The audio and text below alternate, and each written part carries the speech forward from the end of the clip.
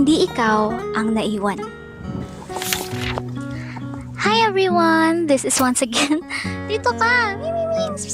Mag-intro tayo, dali!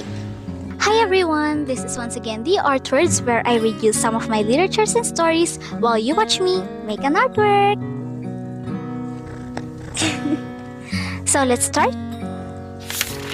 Hindi naman ako nasaktan nang mawala ka. Ang masakit ay hindi ka naman talaga nawala. Nandito ka pa rin, sumasagot paminsan-minsan, nangangamusta kapag kailangan, nag-iiwan ng sapat na lambing para hindi ako tuluyang umalis. Parang kandilang paubos na, pero ayaw mo pa ring hipan. Hinayaan mo lang akong masanay sa liwanag na unti-unting namamatay.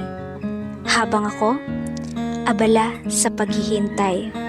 Abala sa pag-unawa, abala sa pagbuo ng mga dahilan kung bakit nagbago ang lahat. Pagod ka lang siguro, marami ka lang iniisip, hindi ka lang marunong magpaliwanag. Iyon ang paulit-ulit kong sinabi sa sarili ko. Hindi ko alam na ang mga paliwanag na hinahanap ko ay matagal mo nang ibinibigay sa ibang tao. Nakakatawa. Akala ko kalaban ko ang distansya. May iba na pala. Akala ko oras lang ang kailangan. May kapalit na pala ako.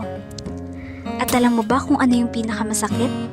Hindi dahil ikaw ang pinili niya, kundi alam mong hindi na ako ang pipiliin mo, pero hinayaan mo pa rin akong umasa. Hinayaan mong maghintay ako sa pintuang matagal mo nang isinara. Hinayaan mong mahalin kita sa kwentong hindi na ako ang bida. Kaya nang malaman kong totoo, hindi lang ako sa pagmamahal ng hinayang, kundi sa lahat ng panahong matapat akong naniwala sa mga pangakong ni hindi mo na maalala.